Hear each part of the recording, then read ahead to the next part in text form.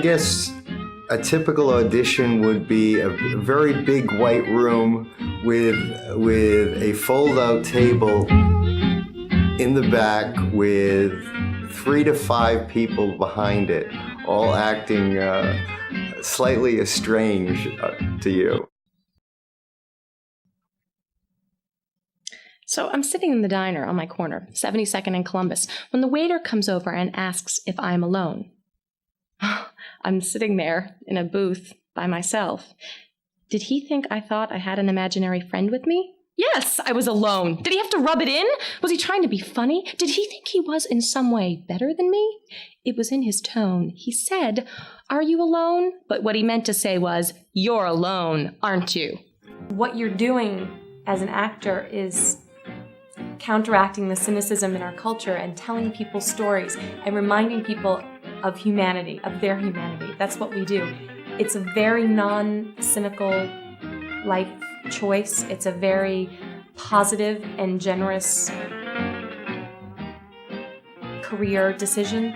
And so you need to remember those things. And usually the people that are telling you the other things, are being negative or being discouraging, are people who didn't have it in themselves to go further with that. So just remember that it's a positive thing that you have to give and that you want to give, and that you'll often give without a lot of reward, but that one person might walk away and say, "That really changed my life, what I saw." And that's why we know who Homer is.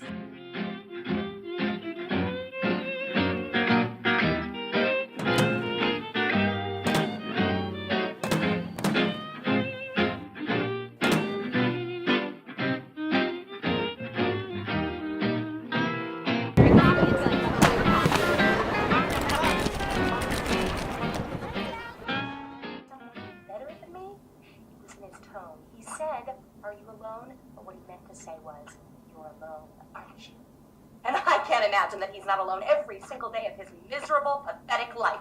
I want to pick up my butter knife and stab into his sunken, caved-in chest. It's, sorry, I remember this. I haven't done that. Oh my God. I think that there was a determination on my part to make a life here and have people know who I was and know what I was capable of.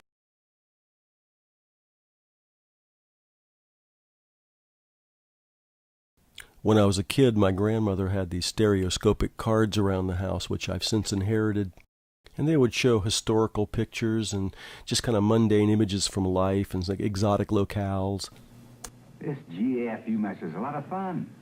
A lot of us probably still remember the Viewmaster with the same stereoscopic cards on these cylinders that would have very exotic locales as well. The Viewmaster is actually updated recently to virtual reality. Google Cardboard's a virtual reality and augmented reality platform that Google gives away, and it's used as a head mount for a mobile phone. And through that mobile phone, you're able to view virtual reality content. Now, the New York Times has been pioneering the use of virtual reality in journalism. This is a web-based simulation of a virtual reality piece on displaced children in Syria playing with bomb casings from their burned-out home, of all things.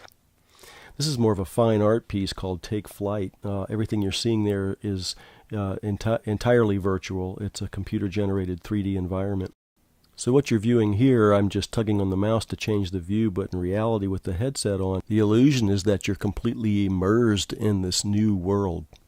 So as I'm working on this new research, Catherine Kirkpatrick from the Department of English contacted me about collaborating on a poem that she had written about Maud Gonne, an Irish revolutionary feminist. And so I had this idea to videotape actors and then to manipulate them to make them into apparitions and try to place them into a virtual environment that we could navigate using Google Cardboard. I started doing some tests, placing the actors in different environments I thought would be appropriate for the time. The plan all along was to make these actors into apparitions and to place them into a 3D environment. And while I know quite a bit about 3D, I have virtually no experience in virtual reality. But thinking, as I so often do, hey, how hard could it be?